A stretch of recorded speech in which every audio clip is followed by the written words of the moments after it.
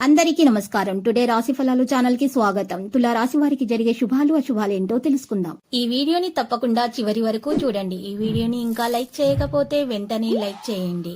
ప్రతిరోజు మీ రాశి ఫలాలు అందరికంటే ముందుగా తెలుసుకోవాలంటే క్రింద కనిపిస్తున్న రెడ్ కలర్ సబ్స్క్రైబ్ బటన్ ని క్లిక్ చేసి ప్రక్కనే ఉన్న బెల్ బటన్ ని యాక్టివ్ చేయండి. అలాగే ఈ వీడియోని తప్పకుండా మీ మిత్రులందరితో షేర్ చేయండి.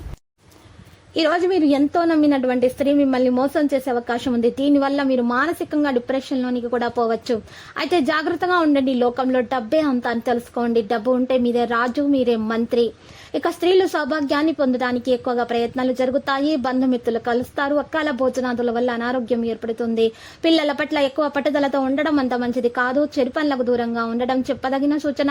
మనోద్వేగానికి గురై ఉంటారు. కోపాన్ని తగ్గించుకోవడం అన్ని విధాలా శ్రేయస్కరం. కొత్త పనులు ప్రారంభించకూడదు. ప్రయత్న కార్యాలకు ఆటంకాలైతే ఉంటాయి. బంధుమిత్రులతో జాగ్రత్తగా మెలగడం మంచిది. ఆకస్మిక కలహాలకు అవకాశం ఉంటుంది. దాని నష్టాన్ని అధిగమించడానికి రుణ ప్రయత్నం చేస్తారు. కుటుంబ విషయాల్లో మార్పులు కూడా ఉంటాయి. మరి సంతోషంగా కాలం గడపడానికి ప్రయత్నాలు చేస్తారు. శుభవార్తలు వింటారు. కుటుంబ పరిస్థితి సంతృప్తికరంగా మార్చుకోవడానికి ప్రయత్నాలు జరుగుతాయి. తోటి వారి ప్రశంసలు అందుకుంటారు. విందులు వినోదాల్లో పాల్గొనే అవకాశం కూడా ఉంది. ఆర్థికంగా బలపడతారు. స్త్రీలు మనోల్లాసాన్ని పొందుతారు. తోటి వారితో విరోధం ఏర్పడకుండా జాగ్రత్త వహించడం మంచిది.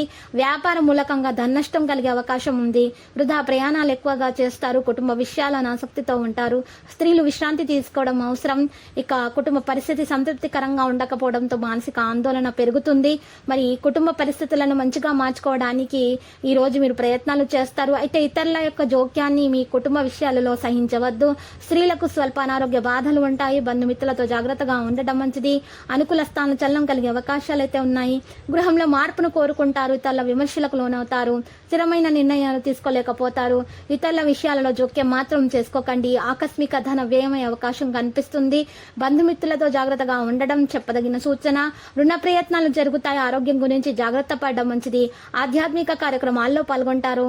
విదేశీయాన ప్రయత్నాలకు మార్గం సుగమమవుతుంది. మహిళలకు నడుము నొప్పి, వెన్నునొప్పి వంటి సమస్యలు అయితే ఉంటాయి. మరి వాటిని దూరం చేసుకోవడానికి ఈ రోజు మహిళలు విశ్రాంతి ఎక్కువగా తీసుకోవాలి.